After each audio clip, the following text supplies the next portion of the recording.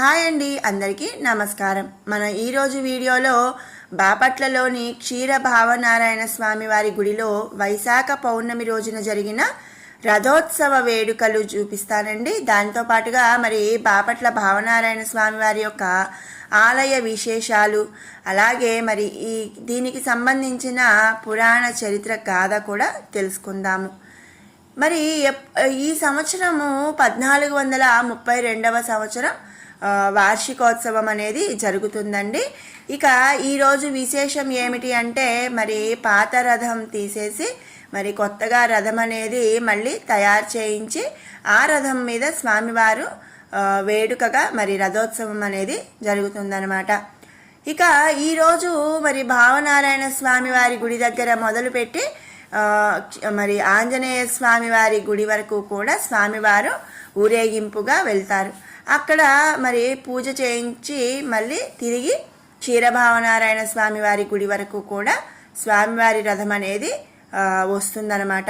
ఇక్కడ మరి ముఖ్యంగా ఏంటి అంటే ఎంత మండుటెండల్లో అయినా సరే ఈ వైశాఖ పౌర్ణమి రోజు భావనారాయణ స్వామి తిరునాళ్ళ రోజు ఇంతవరకు అయినా సరే కనీసం రోడ్డు తడిచేలాగా చినుకులు పడటం అనేది ఎంతో ఒక మంచి విశేషం అన్నమాట. ఇక ఈ సంవత్సరం కొత్త రథము కావటంతో మరి ఎన్నో సాంస్కృతిక కార్యక్రమాలతో స్వామివారి రథం అనేది ముందుకు నడుస్తూ ఉంది. ఈ విశేషాలు అలాగే స్వామివారి రథం ఇవన్నీ కూడా మరి ఈ వీడియోలో మనం చూద్దాము.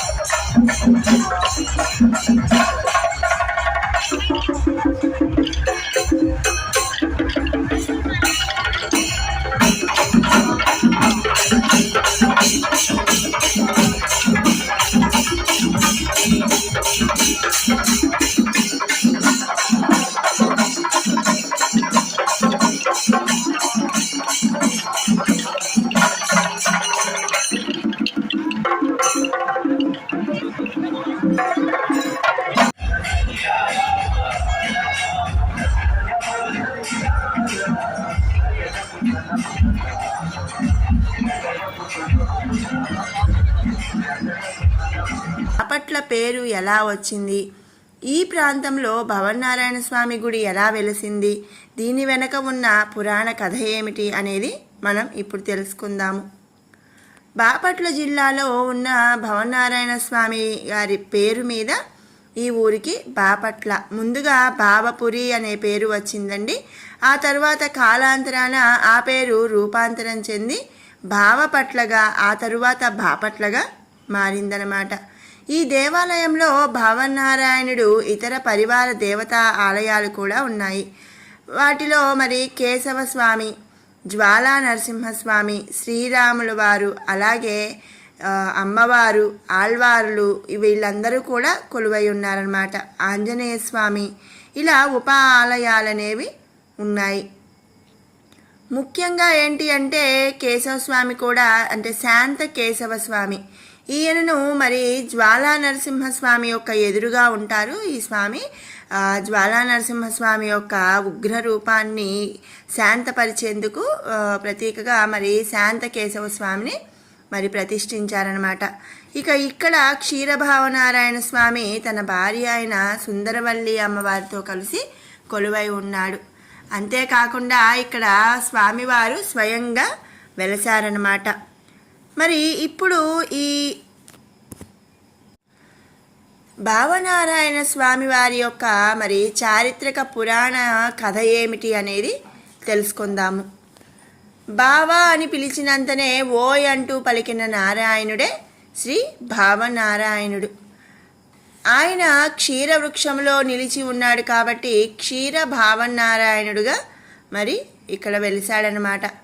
శ్రీమద్ సుందరవల్లి రాజలక్ష్మి సమేత భావనారాయణుడిని కొలిచేందుకు భక్తులు పెద్ద ఎత్తున తరలివస్తూ ఉంటారు. ఇక బాపట్ల క్రీస్తు శకం 594 సంవత్సరంలో క్రిమికంఠీరవ చోళ మహారాజు నిర్మించిన ఆలయంలో కొలువై ఉన్న భావనారాయణుడి పేరుతోనే ఈ ఊరికి బాపట్ల అనేది వచ్చింది. బాపట్ల పరిసర ప్రాంతాల్లోని ప్రజలకు కొంగు బంగారమై భావనారాయణుడు కోరిన కోరికలు తీరుస్తున్నాడు. అంతేకాకుండా ఈ బాపట్ల ప్రాంతానికి చారిత్రక పురాణ నేపథ్యం అనేది ఉందన్నమాట. అది ఏమిటి, ఆ కథ ఏమిటి అనేది, అలాగే మరి నారాయణుడు భావనారాయణుడు ఎలా అయ్యాడు అనే ఆసక్తికరమైన కథ మనం ఇప్పుడు తెలుసుకుందాం. కృత, త్రేత, ద్వాపర యుగాల్లో మహర్షులు యజ్ఞము ఆచరించిన చోట ఒక క్షీర వృక్షము ఆవిర్భవించిందంట, అంటే పాల చెట్టు. ఆ యజ్ఞాల్లో కొలువైన శ్రీ మహావిష్ణువు ఆ క్షీర వృక్షంలో కొలువై ఉన్నాడట. అయితే ఈ ప్రాంతానికి అత్యంత సమీపంలో ఉండే కొండకావూరు గ్రామానికి చెందిన ఒక బావమరుదులు ప్రతిరోజు ఈ ప్రాంతానికి వచ్చి వంట చెరుకుకు అవసరమైన కట్టెలు తీసుకెళ్లేవాళ్ళట. ఒకరోజు బావ క్షీర వృక్షముపై వేటువేగా రక్తం కారిందట. దీంతో బావ మూర్చిల్లిపోయాడు.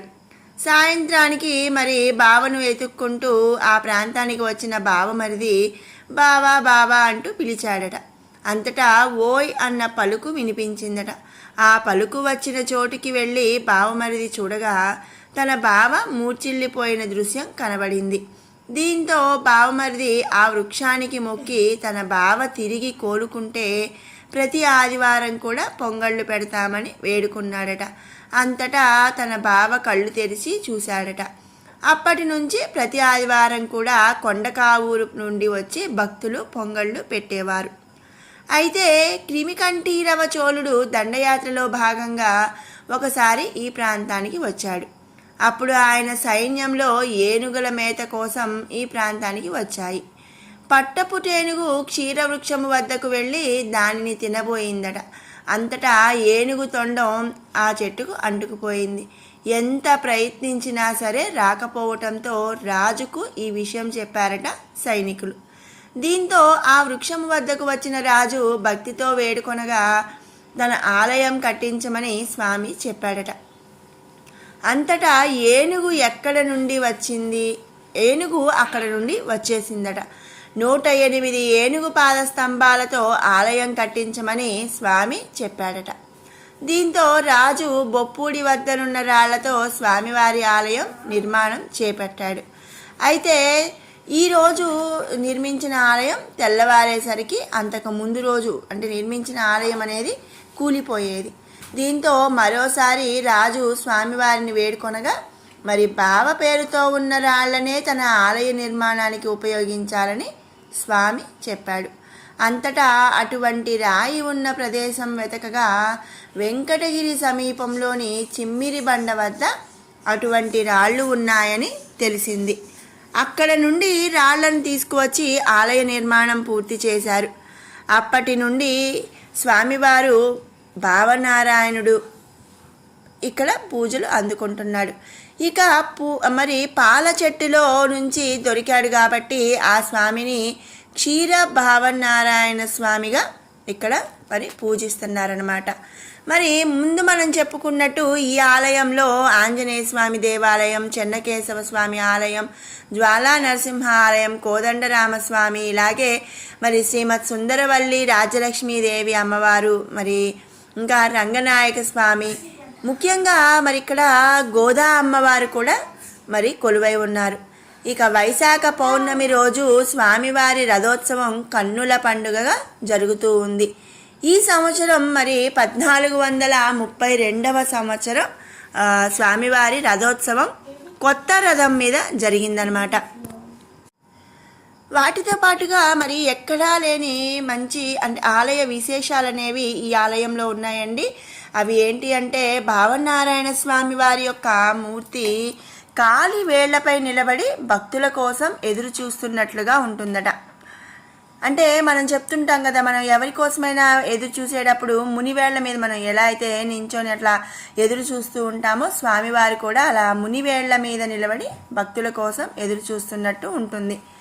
మరొక వింత ఏమిటి అంటే, ఆలయం లోపల చలికాలం వెచ్చగాను, ఎండాకాలం చల్లగాను మనకు అనిపిస్తుంది.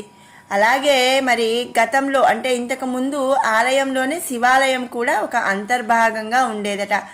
కాలాంతరంలో మరి శివాలయం మరి భవనారాయణ స్వామి ఆలయం రెండూ కూడా విడిగా అయిపోయినాయి. కానీ ఇంతకు ముందు ఏంటంటే రెండూ కలిసి ఒకే ఆవరణలో ఉండేయట.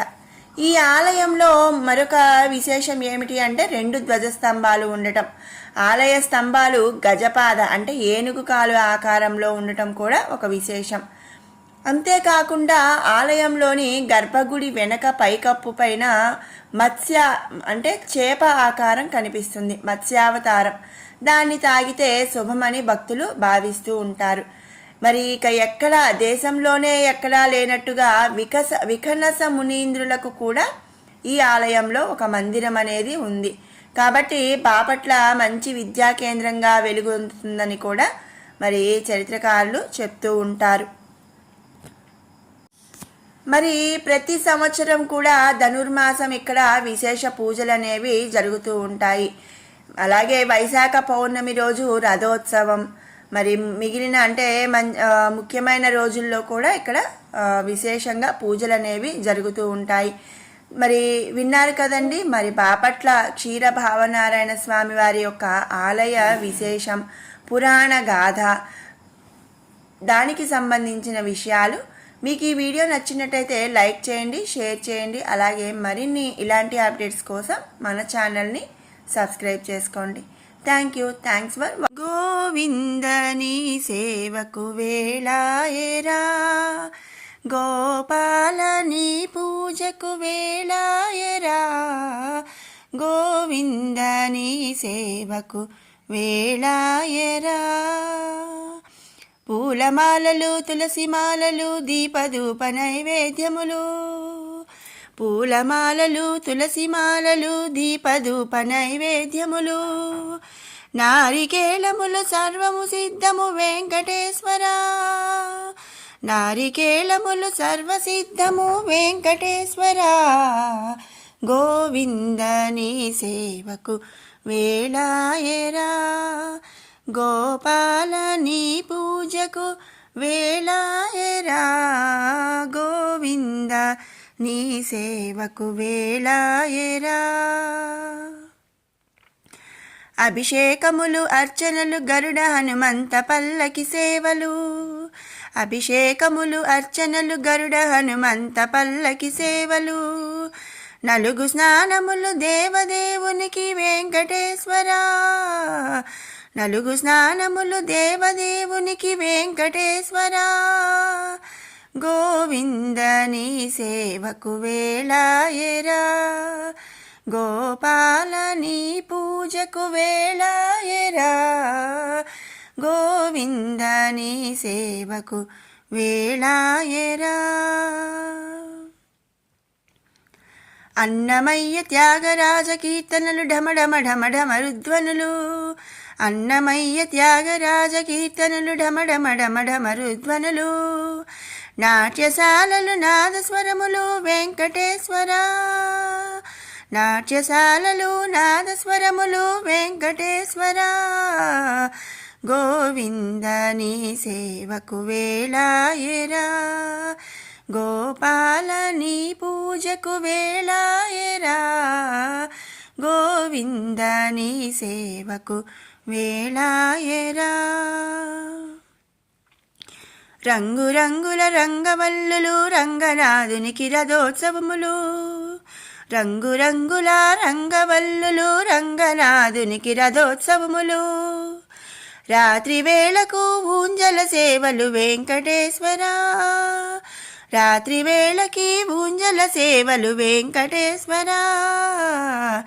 గోవిందని సేవకు వేళాయరా, గోపాలని పూజకు వేళాయరా, గోవిందని సేవకు వేళాయరా. ఆరగింపుటకు అరటి ఫలములు చక్ర పొంగలి దద్దోజనములు. ఆరగింపుటకు అరటి ఫలములు చక్ర పొంగలి దద్దోజనములు. తీయ తీయని లడ్డు నీకు వెంకటేశ్వరా. తీయ తీయని లడ్లు నీకు వెంకటేశ్వరా. గోవింద నీ సేవకు వేళాయరా. గోపాల నీ పూజకు వేళాయరా. గోవింద నీ సేవకు వేళాయరా. గోవింద హరి గోవింద వెంకటరమణ గోవింద. గోవింద హరి గోవింద వెంకటరమణ గోవింద. గోవింద గోవింద గోవింద గోవింద గోవిందడేలారాడే గోవింద గోవింద.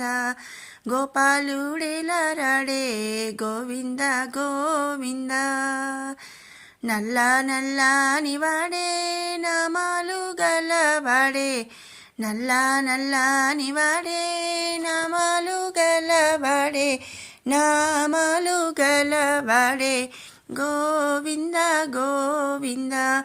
గోవింద గోవింద గోవింద గోవింద గోవిందడేలారాడే గోవింద గోవింద. మనమంద పాలు దాగే ఏమంద దాగినాడో. మనమంద పాలు దాగే ఏమంద దాగినాడో. ఏమంద దాగినాడో గోవింద గోవింద. గోవింద గోవింద గోవింద గోవింద గోవిందడేలారాడే గోవింద గోవింద. గోపాలుడేలారాడే గోవింద గోవింద. యశోద ఇంటిలోన ఏమూల దాగినాడో. యశోద ఇంటిలోన ఏమూల దాగినాడో. ఏమూల దాగినాడో గోవింద గోవింద. కాళిందిపై నాట్యమాడే కంసుణ్ణి చంపినాడే. కాళిందిపై నాట్యమాడే కంసుణ్ణి చంపినాడే. కంసుణ్ణి చంపినాడే గోవింద గోవింద. గోవింద